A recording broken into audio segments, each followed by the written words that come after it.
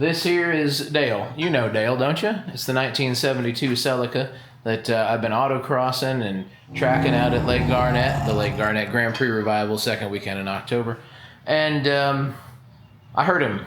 I thought I hurt him real bad, but it turns out I didn't hurt him so bad. And then it turns out that what I did to fix him also hurt him. We'll get into it. So there was a noise at the end of the last autocross, and as Hudson explained it sounded like a box of rocks and a tackle box. It was coming from this general vicinity of the motor. This is an 18RG, by the way, if you aren't familiar. Twin cam, twin side draft carburetors. Came in 2000 GT Celicas in Japan and GTV Celicas, etc. I thought what I had was a timing noise. Clunka, clunka, clunka. So I tore it all down. I had everything apart. I had the timing cover off. To take the timing cover off, you got to take off, of course, the valve cover. And then the oil pan has to come off, which is tricky with the motor still in the car. But you can take it off and you can't put it back on. So with all of that off and everything, I found a piece of the timing cover missing on the inside. I thought it was a slipper for the timing cover. It was a little bit loose and whatnot, but I checked with the experts, Charlie and beyond, and they said, no, it's probably not that. I said, I don't know what it could be, but I know that I had to get the exhaust manifold off so that I could get the exhaust off, so that I could get the steering off, so that I could get the oil pan off. So I took the exhaust manifold off and I found an exhaust manifold leak. Couldn't be simpler. That's what's making a tick noise, especially when it gets hotter. It sounds worse.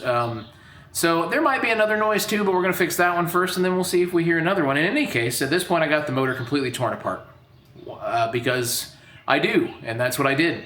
So my decision at that point was to do more, I guess. So I was like, I'm going to make the cams hotter. So I, adjusted the cam timing. We retarded the intake, advanced the exhaust.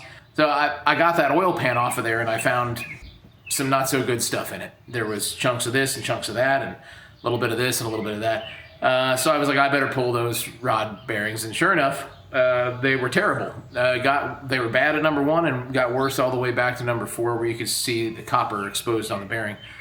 So I had to do rod bearings. I measured everything with plastic gauge and found out that everything was still within spec to put factory bearings back in, so I did that.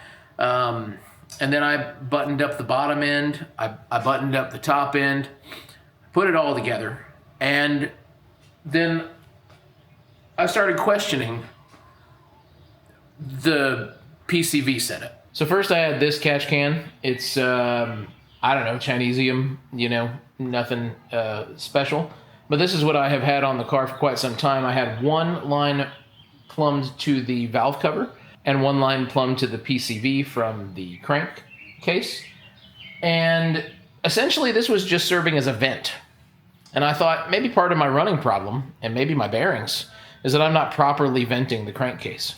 So I attempted to run vacuum to this from the intake manifold, and that worked for a short moment until this entire thing filled up with oil. Oh, no, that's right. My other bright assumption after I started running it was, well, there's just a big vacuum leak coming from this filter because this is an open canister, so I'm going to plug it. So I found a cap, I put a clamp on it, and I capped it, and then I ran it some more, and it just drank up all the oil. It got filled up with oil, and then it spit all that oil into the intake manifold and made old Smokey go out the back of the car. So that plan was out. I needed a sealed system canister, and I also needed a breather for the head, which I got, and then I got my sealed canister. And so you can tell that it's an oil catch can because it says it right on top of it. This is an Evil Energy unit. They all say oil catch can on them. And as you might be able to tell, it's not plugged in currently because I didn't like what it was doing either. So I had it plugged in, and it seemed to be working just fine, and then oil started spewing out from down underneath the carburetors around the area of the oil filter housing. It was coming out of the oil pan gasket, it looked like, and we were getting stuff from the bell housing, so it was dripping out the rear main seal. There's too much crankcase pressure. So I said, stop the works, unplug everything. An oil catch can does not replace a PCV valve. That's my word of the wise to you. Maybe a piece of advice, hopefully. Hopefully you knew that already. I didn't. I had essentially no vacuum. Hell, you know what? I don't know what I had with the catch can, but I had too much crankcase pressure. And I got myself this, a generic PCV valve. Put that in the system, and I thought surely that'll do the trick. It'll meter the vacuum. It'll do it just right. And it didn't. It didn't really do that. So then I said, well, I'll just keep trying different stuff. And what I've landed on now, just a hose, imitating the PCV hose that would have been here before, and just a check valve, which is not actually metering any PCV. I have a real PCV coming tomorrow, but the crappy generic PCV that I had, I don't think it was letting enough vacuum through, so it wasn't drawing enough pressure. So I still had oil leaks down there. So now there are no oil leaks. In fact, the car is much better off idle-wise than it was before, because I'm fairly certain that it just had a giant vacuum leak before, and it wouldn't idle properly because of it. So now, if I turn this key right here,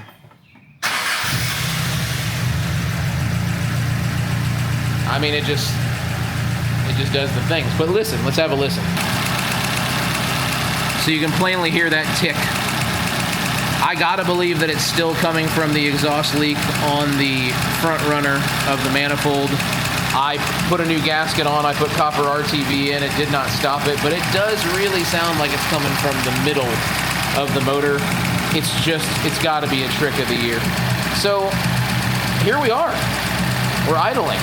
Not smooth, because there's still a lot I don't know about tuning this thing, especially now that doesn't have a giant vacuum leak in it. But what I do know is that it's not leaking, that the carbs are reasonably balanced, and that the timing is reasonably on. So I think tonight we're going to put it on the ground and take it for a drive. You know, stay tuned to the daily update things. I've been doing shorts. I've been doing stories on Facebook. I think that's what I'm doing.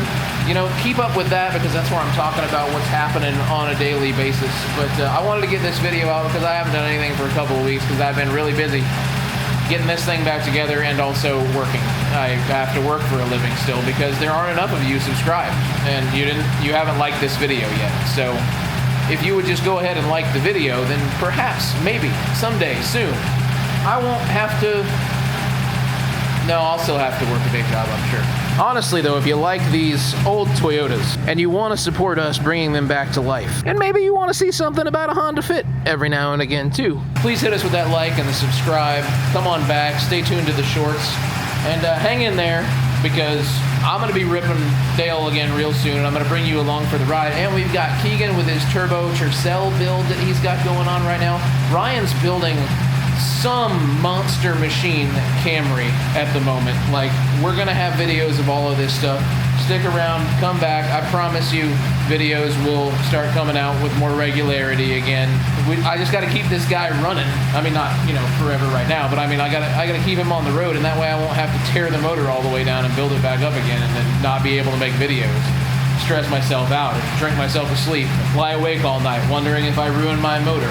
Wake up early and get up to come out and wrench, and then try to ruin my motor some more. Stop occasionally and wonder, have I taken a shower today? Short out a starter and then have to try to get another one, and then find out that it's because there was oil all over it, so I can just clean that starter out. Who knew that you can clean a starter out? Try to light myself on fire.